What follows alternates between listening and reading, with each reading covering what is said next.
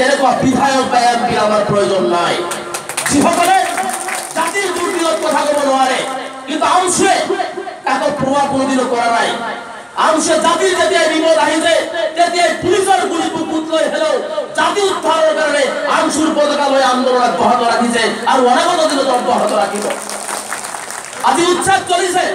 আমি উচ্ছেদৰ বিৰোধী নহয় আমি সৰ্বানন্দ চৰকাৰৰ বাৰে বাৰে কৈছো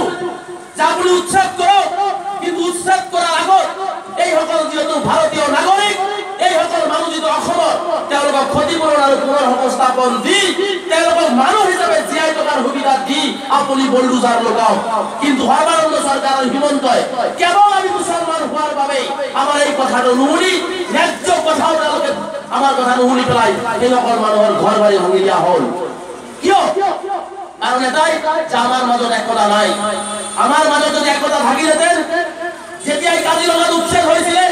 আজি জঙ্গীকুমাৰ ৰাষ্ট্ৰীয় ঘাইপথ যদি আমি অৱৰোধ কৰিব পাৰিলেতেন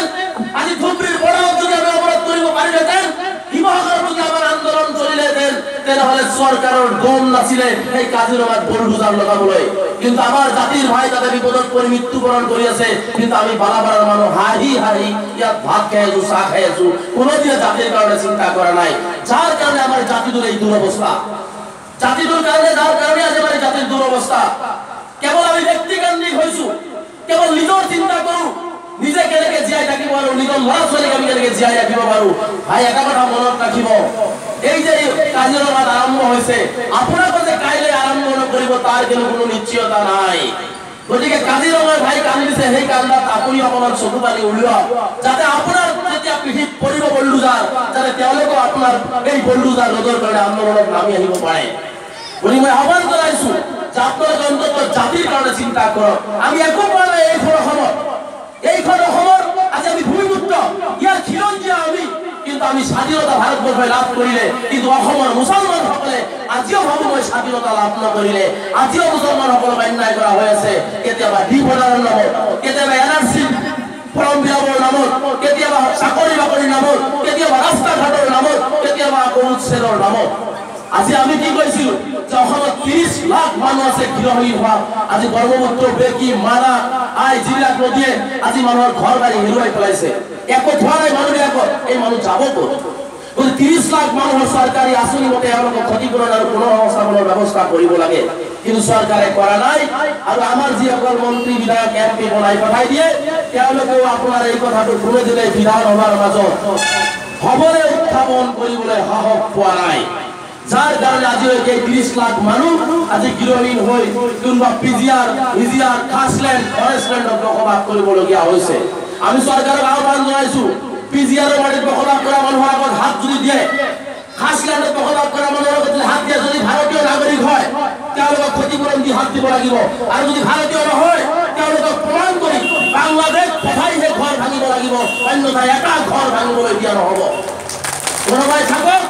কোনোবাই নাথাকক ৰাইজ আমাক সহায় কৰক পালন কৰক সদৌ সংখ্যালঘু ছাত্ৰী ইউনিয়ন এতিয়া আমি এটা নীতি অৱলম্বন কৰিছো আমাৰ পিছত যদি কোনেও নাহে তেনেহ'লে সেই ৰবীন্দ্ৰনাথ টেগৰে কোৱাৰ দৰে যদি কেউ তোৰ ডাক শুনে না জেনে তবে এক ক্লাছৰে এই এক ক্লাছৰ নীতি সদৌ সংখ্যালঘু ছাত্ৰী ইউনিয়ন আগবাঢ়িছে আপোনালোকে যদি সহযোগ কৰে ভাল কথা সহযোগ নকৰিলেও আমাৰ যিখিনি আমছুৰ কৰ্মকৰ্তা আছে এই কৰ্মকৰ্তাসকলে পুলিচৰ আগত হ'লেও চৰকাৰী বাহিনীৰ আগত হ'লেও বলডুজাৰৰ আগত যদি মৃত্যুবৰণ কৰিবলগীয়া হয় তথাপি এই উচ্ছেদ বিৰোধী কাৰ্যত আমি প্ৰতিবাদ কৰি যাম গতিকে মই আহ্বান জনাইছো ৰাইজক যে ৰাইজৰ দুখৰ সময়ত অন্তত দুখী হওক আৰু আমি এনেকুৱা এটা জাতি যে আমাৰ নিজৰ জাতিৰ বিৰুদ্ধে আমি নিজে ষড়যন্ত্ৰত লিপ্ত হওঁ আমাৰ বহু মানুহ আছে কোনোবাই নদী গৃহহীন হৈ পেলাই আহিছে তাক কেনেকে সেই মাটিৰ পৰা উচ্ছেদ কৰা যায় আৰে ভাই এটা মানুহৰ ঘৰ নাই কি এটা খাছলেণ্ডত আছে তাক থাকিবলৈ দিয়ক চৰকাৰক আপুনি দাবী উত্থাপন কৰক তেওঁ বাৰ্তা দিব লাগে কিন্তু তাৰ পৰিৱৰ্তে আমি কি কৰো সেই সকল মানুহক কেনেকে উচ্ছেদ কৰিব পৰা যায় কেনেকে এসডিও সিভিলক তেল মাৰিব পৰা যায় ডিসিৰ লগত কেনেকে ভাল হ'ব পৰা যাব থানা ওসিৰ লগত কেনেকে ভাল হ'ব যাব এই দালালি সিস্টেমটো কৰি আমাৰ জাতিটোক আকৌ ধ্বংসৰ পথত কিছুমান মানুহ লৈ যাব বিচাৰে এনেকুৱা দালালিবিলাকক আমি চিনাক্ত কৰিব লাগিব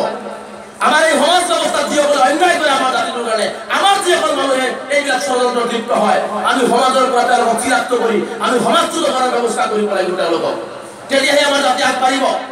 গতিকে মই আহ্বান জনাইছো যে জাতিৰ দুৰ্দিনত জাতিটোক উদ্ধাৰৰ বাবে আপোনালোকে জাতিৰ সহায় সহযোগিতা আগবঢ়াওক আজি আমি একো বিচৰা নাই আমি বিচাৰিছো অসমত শান্তি আৰু বসবাস কৰি থকাটো আমি বিচাৰিছো দুবেলা দুমুঠি ভাত ভালকে খাম আমি চৰকাৰৰ পৰা